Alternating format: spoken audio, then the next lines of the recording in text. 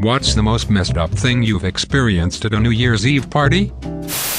Y2K. Right as everyone was transitioning from the one of the countdown to Happy New Year, my buddy flipped the main breaker to the house. Panic did ensue. Absolutely naked guy came walking into the bar and sat at the bar like nothing odd about it. This is a neighborhood bar, but it's a little famous. A lot of famous actors and such pass through because it's been in a lot of movies and always has good music. So mostly people are ignoring the guy or whatever, just sort of wondering when the cops will show up, but I'm outside looking in because I was enjoying the air over the love. Big crowd, nobody else being naked and not too drunk yet. But the bartender won't turn around and even look at the guy. She's just been standing at the bar facing the mirror the whole time, acting like she's polishing a glass and the place is basically full, but she won't even address him. Eventually she starts sobbing and someone says something to the naked guy and it gets a little confrontational, and a couple of the bigger guys help him make up his mind to leave, but he's not apologetic at all, and it turns out he was the bartender's father and he found out she had done a porno film or something similar. And he was trying to make a point. Yeah, he's on a list now. Not that it matters, everybody for 3 towns knows who he is after that crap. Unfortunately the bartender couldn't hold it together the rest of the night, and that's how we found out the whole thing.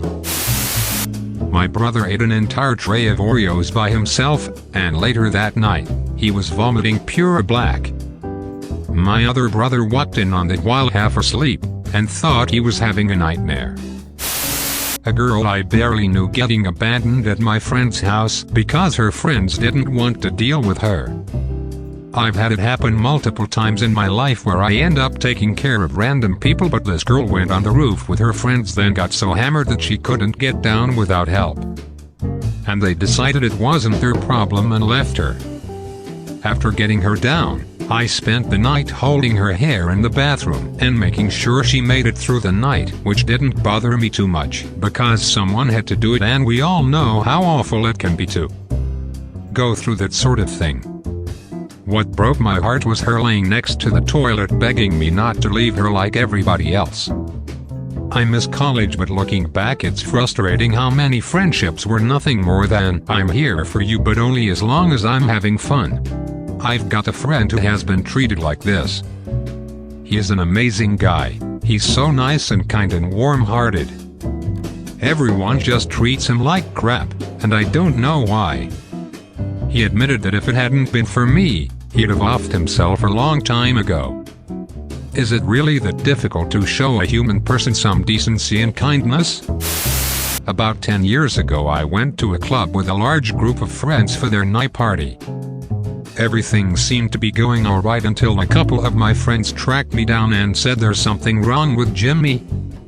I think he needs your help.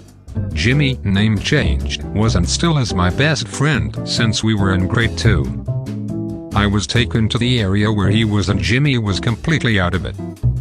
He couldn't function at all, was complaining about chest pains, slurring his words, and basically every other symptom that you would mentally check off before you call an ambulance. Thinking that this is just some sort of alcohol poisoning, I tell everyone that we need to get him to a hospital and that I'm calling 911. No. Don't do that. Someone in the group says. I look at them like they're crazy, and I'm starting to realize that this might be more than alcohol poisoning. We all took E and he said it wasn't working, so we gave him some more. We don't want to get in trouble. It ends up that these morons let a drunk guy take 3 pills in succession because Jimmy said he couldn't feel anything.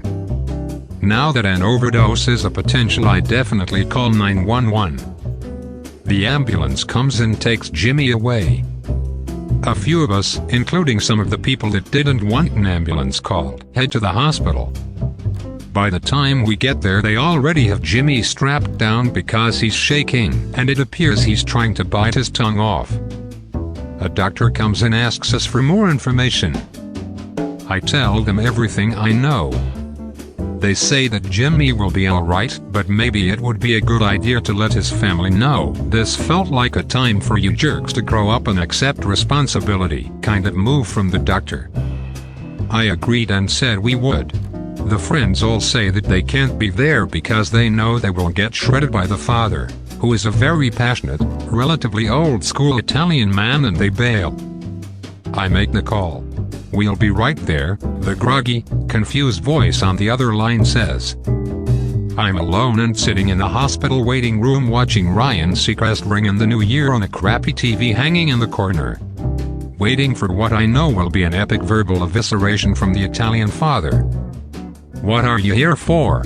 a drunk native man says to me from across the room. I tell him that my friend isn't feeling well and try to curb the conversation as quickly as possible. "My bitch sister broke my arm," the man slurs as he lifts his swollen arm up for me to see. "I dropped her heroin, so she hit me with her fake arm." He says this with an almost proud laugh, and continues to mumble about it. I get up to walk around a little, but before I can get very far the entrance doors slide open and there are Jimmy's mom and dad. The dad storms up to me and starts demanding answers. He wants to know where his son is.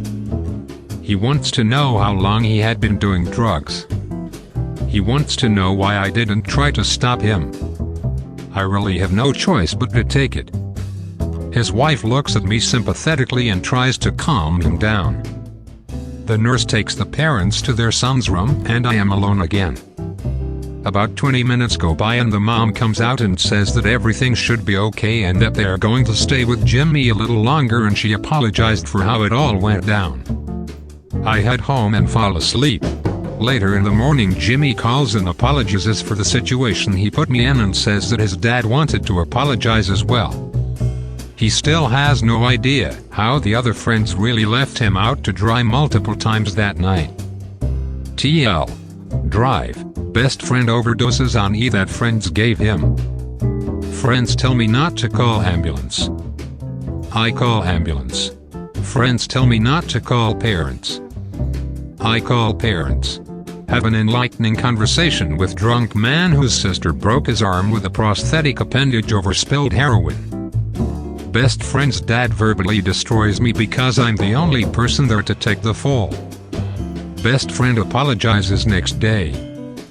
Still best friends.